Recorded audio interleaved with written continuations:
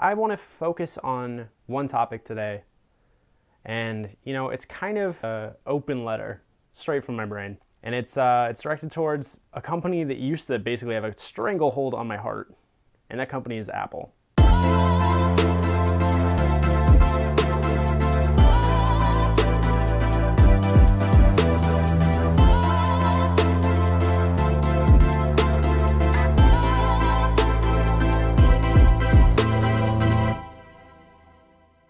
I remember the first time I saw an iPod. My cousin showed it to me, and I was so used to putting CDs into like a little portable CD player.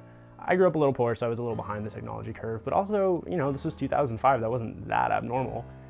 But to see an iPod, to see like that many songs, which I think was probably only 1,000 on that, probably 4 gigs, but to see that stored on a device like that, it blew me away. You created new and innovative pieces of technology that people wanted. And you knew they wanted it before they did. You brought it into the market and you changed everything in some ways. I mean, I don't want to be part of a giant crowd of people repeating the same idea, but I think there's a pretty clear through line here to the death of Steve Jobs and the total transformation of Apple from an innovative force in the industry to one that seems completely focused on monetary gain and iterative hardware design. Now, that's changing a little bit, right? We're seeing the iPhone X this year, and that's different. But that's the kind of difference we should have seen 2 years ago. In the time span between the iPhone 6 and the iPhone 8, that same time span represented the change between the iPhone original and the iPhone 4. When you think about how different the products became in those 4 years, 2007 to 2010, to these 4 years, 2014 to 2017, it's ridiculous. You go into a store and you look at an iPhone now, and it's pretty hard just looking at the front to differentiate that from an iPhone from 4 years ago. And that just blows my mind, because in the same time, Samsung went from a plastic phone manufacturer to one of the most elegant device creators in the world, obviously with some speed bumps and caveats, but here we are today and you've been leapfrogged by multiple companies. And your best, shiniest response device is $1,000 to start with. And when you factor in the cost of damages and repairs, you basically have to get Apple Care. Come on, you really think someone should pay another $600 if they break the front and back of their phone? So you're getting Apple Care. If you want more than, 64 gigs of storage, you're paying another, $150? Apple sits back and it lets its competitors like Samsung and Google and even LG leapfrog it and make more interesting designs, better cameras, better sound quality. Apple takes the courageous measure to remove headphone jacks, which obviously other companies have done, but it's still frustrating, and they clearly led the market in a direction that allowed that to happen, which I still don't think was a fair trade-off and something that most people agree was worth it. Until Bluetooth 5.0 and some kind of W1-esque universal standard exists, I kind of feel like removing the headphone jack was a total rip and really was consumer hostile. When I was a kid, even before I had an iPod, even before any of that, I wanted to make films. And back then, if you wanted to make films, you wanted a Mac, because creative people used Macs. I remember seeing those shiny plastic MacBooks and those aluminum MacBook Pros and just wanting one so bad. Even though I had a Windows laptop that was I'm grateful I had it, and I had Windows Movie Maker, which allowed me to learn how to animate with Paint and Movie Maker, and that was fun.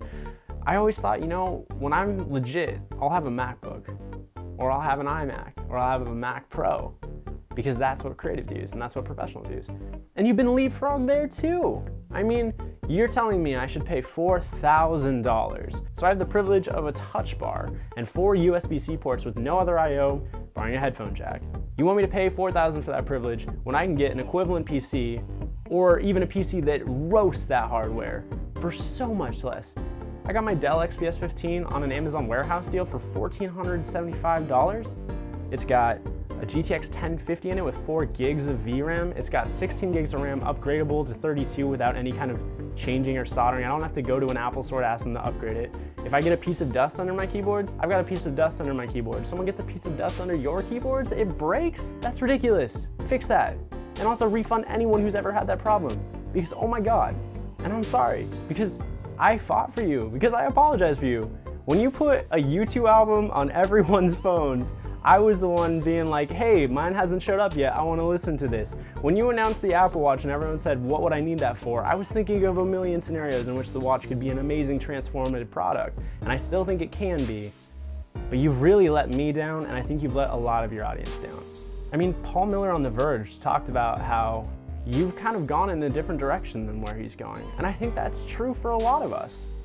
We love you, but unless we're some kind of Final Cut nerd, we need CUDA cores. Like, we need accessible, available products that actually show some kind of deep improvement in our lives. And I'm sorry, but a $5,000 to $13,000 iMac, that just feels like a ripoff to me. And I know I'm not the target audience today, but I could be tomorrow. And if I'm looking at that, now you're innovating, and that's good. But you've also got more money than God, and you're not using it to make consumer-friendly devices. You're asking consumers to jump on board for higher prices, for new UIs that it doesn't seem like you've designed for actual people. It just feels like you're out of touch. I loved you. I went from having a MacBook Air, an iPad Pro, an Apple Watch, and various iPhones. Oh yeah, and an Apple TV. I went from that at the start of this year. I'm now down to just an iPad Pro 9.7.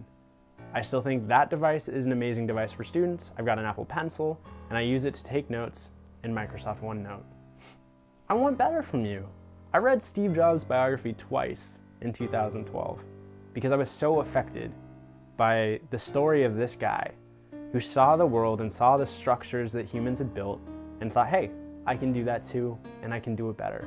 I don't think every change that has happened since the death of Jobs is a bad one. I love that you are more philanthropic, that you care a lot about the environment, and you're taking steps to make sure that we have a livable planet in the future. I think having an openly gay CEO of a company as important as Apple is extremely valuable for the hundreds of millions of queer kids around the world growing up and wondering if there's a place for them. Apple needs its Elon Musk because it doesn't seem to be Johnny Ive. Now, I've heard Johnny Ive's coming back after 2 years of hiatus, and I hope that he can really turn things around, but Johnny Ive is also the guy behind iOS 7, which took a lot of iteration to get back to a point where it felt like it was something made for people and not just made by advertisers to look new. Apple, I want to love you again, but I honestly don't even know what you could do at this point. I picture going back to an iPhone and I'm like, damn, I wouldn't be able to see my Gcal on my home screen. I would have to deal with all of those apps just in any order, and I couldn't move them where I want. I would get games faster, but I have a Nintendo Switch. I would get a decent camera, but I could buy a Pixel. I think the AirPods are pretty neat, but I'm not buying a $1,000 phone for them with a notch for the privilege. I want to see you succeed, but I think you need to get hungrier because yeah, you've got a lot of money in the bank, but you're becoming the companies you fought against. You're becoming Big Blue. You're becoming Microsoft in the 90s, and you've got to turn that ship around. And honestly, after this many years of the Tim Cook regime, I think that might mean new leadership, or at least some really drastic change in your media enterprises, in your hardware enterprises, in your focus on consumers, in what you expect people to have the means to purchase. I would love to see something, if you're worried about shipping iPads, I would love to see an Apple upgrade program for iPads.